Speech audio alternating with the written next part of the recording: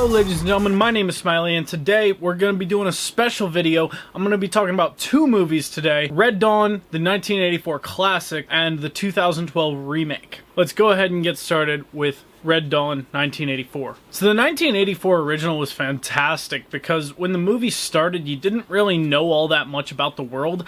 There was kind of like a opening title crawl, a little bit like a Star Wars movie, but with a lot less information. Maybe there was like 3 or 4 lines of background knowledge and then they just kind of dropped you into the situation. It was really cool and just really well done. It made you feel like you only really knew as much as the characters knew, and that was a really cool idea for this movie because you did really feel like you were in with the characters, with these insurgents fighting off Russians and Cubans on their home turf. Another amazing thing about this movie, from the end of the credits to like the first shots being fired, it takes 4 minutes. 4 minutes and that's it. We are in the action, ready to go, and this movie just kicks off. It just kicks right the fuck off. Gives you a little bit of background knowledge, like, hey, here's some characters, alright, let's go shoot some shit. I mean, this movie just fucking, as an action movie today, it is fan-fucking-tastic. It is so good. The special effects are wonderful. Practical special effects, I mean, maybe once or twice when they fire a rocket you can see the wire that they use to guide the rocket, but it's still very cool that there's like physical projectiles and actual explosions, and blood effects are actual blood squibs, not fucking CGI blah blah blah blah blah blah shit, and that's really cool. I'm really happy to see that, especially now, you know, especially with even stuff as simple as blood squibs. They'll fucking just do that in CGI post-production anyways, and it's really annoying sometimes. So right when the group, you know, the Russians land on American soil and Jed and his brother Matt have to escape, they get a whole bunch of kids with them and they all go up to the forest. And it really sets up a really good group conflict right at the beginning of the movie. There's this really good conflict between Jed and Daryl, who was the president of the student council at the high school, and that was really cool to see right off the bat because they do have altercations more in the film. It's really cool that actually everything was thought of at the beginning of the movie and things just aren't kind of thrown at you out of nowhere, which is more than I can say for the 2012 version, but let's stick to 1984 for now. There's a scene when Jed, Matt, and one other character, I forgot the name, I think it was Danny maybe? Those 3 characters go down into the city and they see just Russian soldiers burning books and shit. They walk into old stores and there's just barren bookshelves, tanks roaming the streets, and Russian soldiers kind of patrolling. It's very tense and really great imagery that really sells this idea of an occupied America. It's very cool. Obviously paranoid, but it is still a great movie. Okay, here's another thing they got really right in this movie. Re-education camps. So, the Russians back in the day used to be communists. Now they're still a bit dickish, you know, but they used to be a lot worse. So here in the US in Red Dawn, they have set up re-education camps to, well, re-educate people. It's very cool to see that kind of thing depicted so well on screen. It's a little bit disturbing, and it's very disturbing, but it is so well done. It is fantastic. There's a lot of Nazi-esque imagery, especially around the camps and stuff like that. A lot of stuff that really helps you grasp this idea of America under foreign control. Again, very paranoid, but still very well done. I mean, at the time, people were actually paranoid about shit like this happening. Colonel Bella is the main bad guy in this movie. Not really the main bad guy, like, you know, good, evil. There's not really good and evil in this movie. It's more, it's a lot of gray areas. There's a whole lot of gray in this movie, and it's really interesting how they were able to do that so well. You know, Colonel Bella has a lot of humanization about him. There are scenes where he's walking amongst his dead soldiers and he's giving these very touching speeches about his time overseas when he was serving, and he's talking about when he used to be an insurgent back in the day, and he's telling, but no, these are my men that are dying.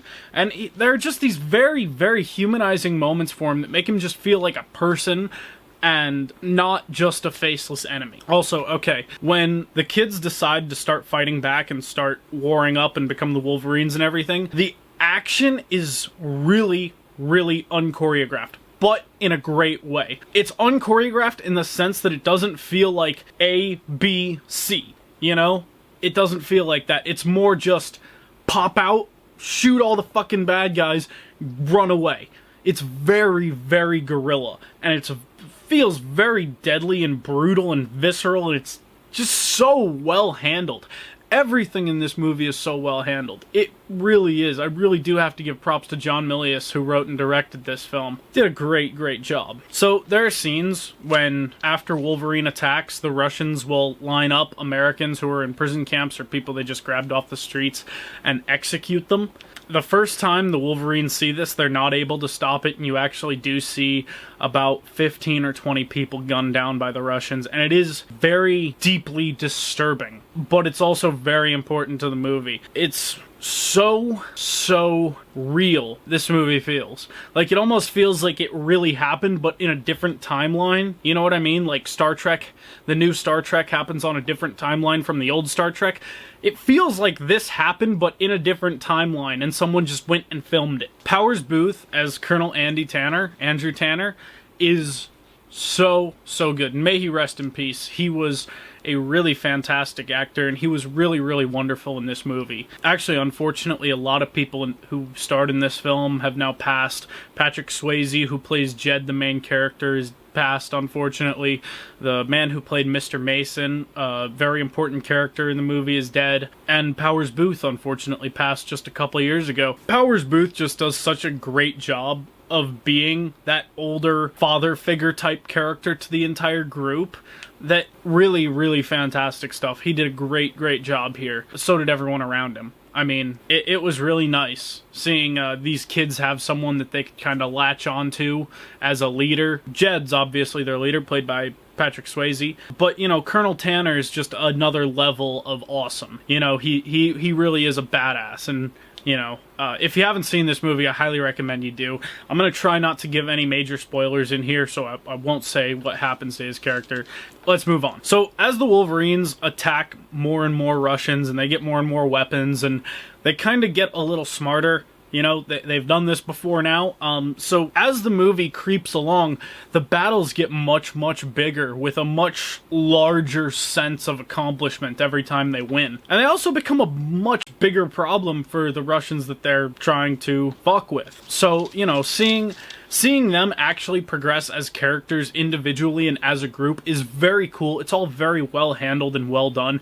None of it feels too fast or too jarring, like they were just automatically awesome at fighting. It's very incremental, but you can definitely see it as it's going along. It's very cool how they handled that, especially. Just really wonderful stuff in regards to how they handled character and group development. There's a rock called Partisan Rock. I believe it's called Partisan Rock. I hope I'm not getting that wrong, because I've seen this movie like 40 times. There's a rock called Partisan Rock where they carve all the names of their dead on. There's just this really, heartbreaking, touching, something about it every time it's shown on screen. You know, you really do get a sense of all the things that they've lost. And this movie has balls. Main characters do die. No spoil, I won't tell you who dies, but, you know, so minor spoiler telling you that main characters do die. You know, this movie has balls. It will kill off its main characters, and it is absolutely heartbreaking when it does. So, there is a tank battle in this movie. Not like the Wolverines have a tank and the Russians have a tank, like the Wolverines just happen to be in the middle of a tank battle, and it is so exhilarating. I mean, intense. Nail-bitingly intense. You can't really move around these tanks, you know, so you gotta really just kind of stay quiet. And it's really cool seeing the Wolverines have to move around these tanks, kind of stay out of sight, and then they get into a little bit of a conflict with them, and then they have to figure out a way to get out of it. It's super cool.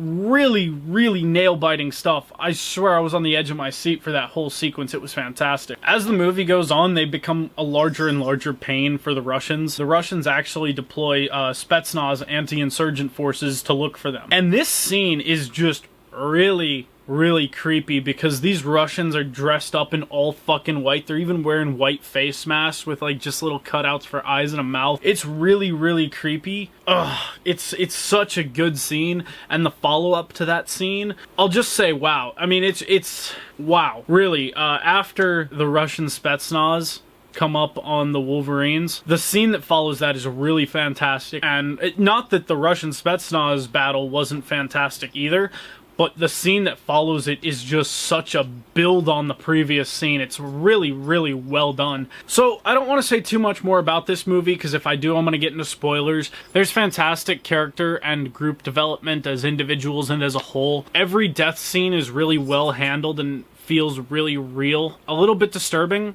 as they go along. If you haven't seen this movie, I do very highly recommend that you watch it, and I'm gonna have to go ahead and give it a 9 out of 10. An incredible 9 out of 10, mind you. So we'll have a brief intermission, and then I will be right back to talk about Red Dawn 2012, the remake.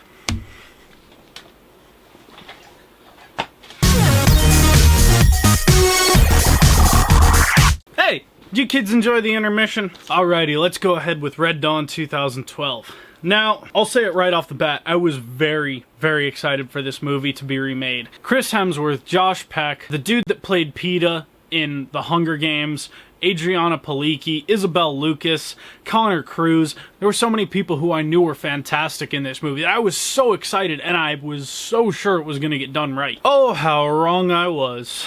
So, not many people know that this movie actually wrapped up filming in about 2009, early 2010, and then it got shelved because MGM went bankrupt and wasn't able to produce it. And then they switched the invading army from the Chinese to the North Koreans, so they went in and modified all the uniforms, flags, and dialogue from Chinese and Mandarin to North Korean. So that was interesting, and every time you see a flag on screen, you can clearly tell it's CGI'd over. It's a little ridiculous how terrible the CGI is in this movie. Whenever any is present, it's just terrible and really sad. Really, really sad.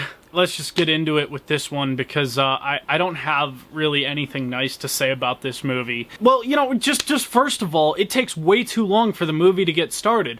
It takes like fucking 10-15 minutes for anything to happen in this movie that you actually give a shit about. It opens with the most boring and generic football game of all time that's just so fucking lame. I don't understand why it was included. There's some lines of dialogue in this scene that I don't know where they came from. I don't know whose ass they got pulled out of, but they clearly got pulled out of someone's ass, because they didn't come out of someone's fucking brain. This is just really disappointing to see something like this be this bad, because I really, really loved the original Red Dawn. As you can tell from my review, I gave it a 9 out of 10 just 2 seconds ago. And this one just came out and fucking was terrible. It was terrible. The action is filmed horribly. So even though you can kind of tell cool stuff is going on in the action scenes, the camera placement and camera movement is so horrendous that it kind of kills everything that this movie has to offer. And where the original movie had brief action scenes and it felt very guerrilla and intense, because they were a fucking renegade rebel group, so they had to be quick and intense. In this one, it feels like they tried to go the quick and intense route, and it just feels rushed. Everything in this movie feels rushed. You know, one thing. There's no character development, no group development in this movie, and there's a really shitty brotherly conflict between Jed and Matt, played by Chris Hemsworth and Josh Peck, respectively. Actually, a little disrespectfully, because they did not handle these characters with any of the respect they deserved. Although I imagine that's more of the writers and directors' fault for this movie. Let me refer to my notes for this one real quick. Okay, so there's some characters that I just really don't know why they existed. They were just there to be dicks, essentially, and then get blown up later in the movie. Whereas the original movie had balls and would kill off main characters, this movie has no balls and kills no main characters, only side characters. Andy Tanner. I want to talk about Andy Tanner in this movie, because Jeffrey Dean Morgan plays Andy Tanner, and I love Jeffrey Dean Morgan. I think he is a fantastic actor and just has such a quality to, I don't know, seems like a really dangerous guy, but a really cool guy, you know? He's just one of those guys that could beat the shit out of you or be your best friend, you know? So I was really, really happy to see that he was going to be playing Colonel Andrew Tanner, who is now Sergeant Andrew Tanner, not of the Air Force, of the Marines. And no, No, it's terrible. His entire squad is terrible. Their acting is terrible, both as Marines and as actors. But again, I have no idea where this came from because Jeffrey Dean Morgan is a great actor. Like everyone else in this movie, I feel like they were just given a shit script and a shit director and expected to do it. Don't watch the 2012 remake of Red Dawn. It's incredibly disappointing and disheartening. None of the original heart and emotion that was in the original film is in this one. When I say they rushed through the movie, I don't mean that the movie flows well at all. I mean, they literally rush through the movie. Oh, did we have that scene? Check. Did we have that scene? Check, check, check, check, check. Okay, done, done, done, done, done. It felt like they were just going down a list of scenes in the original movie, making sure that they were in this. And worse. Because it was terrible, and after seeing it, even though I was so excited before this movie came out to see it, even the trailers got me pretty hyped up. I'll admit that. The trailers got me hyped up. Yeah, I really wish they hadn't made it, because it was really disappointing and unfortunately terrible. I'm sorry to everyone in this movie who got duped into thinking they would be in a better film. Writer and director, I don't know who you are. I probably never will after this. Not, because of my review, because I think everyone gave it a shit review. Hopefully this writer and director never make a fucking movie again. Hopefully they got kicked out of Hollywood and kicked off this fucking planet, sent to go live on the moon or some shit. But yeah, this was fucking horrible. I was gonna give it a 4 out of 10, but I think I'm gonna go ahead and give it an unwatchable 1 out of 10, just because I can't give it anything else. This movie is unwatchable. Don't fucking watch it. Watch the original movie. The original movie is so much better with regards to effects, acting, character exposition, character growth, group growth. Everything is so much better and well handled in the original film. Even humor's more well handled in the original film. And this movie has people who are funny. Of course, the original movie has Charlie Sheen, and he's pretty fucking funny nowadays. Yeah, I mean, everything was done wrong in the 2012 version, and I don't entirely believe that remakes are always terrible. Personally, I think that the remake of Halloween is vastly superior to the original Halloween. I really liked how it went into Michael Myers' psyche. Everything about that was very, very cool. They made it more of a thriller than a horror, but, I don't just hate on remakes. I like it when they remake something good. The Judge Dredd remake, for instance, also was fucking fantastic and super well done.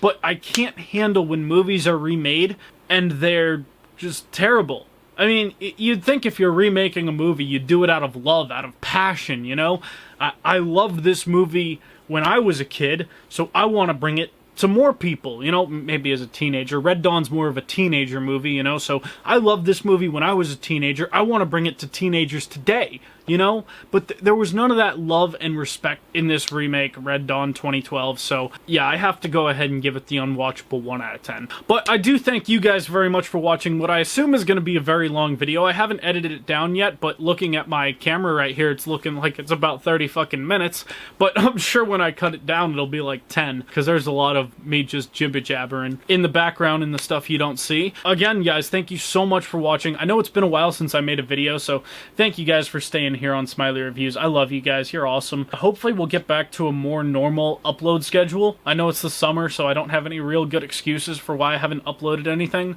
besides for I've been playing a lot of Titanfall 2 and I love it. But yeah, guys, I will catch you in the next one. Thank you so much for watching. Leave a like on this video if you liked it. Leave a dislike if you didn't like it. And leave me a comment down below letting me know which one you liked better, the 1984 or the 2012 remake. Or just let me know what retro movie you want me to review next, or if you want me to do another review where I do original and a remake together. Let me know down below. Let's talk down there. Hope you guys have a fantastic day and enjoy your weekend. Keep it kosher. Peace.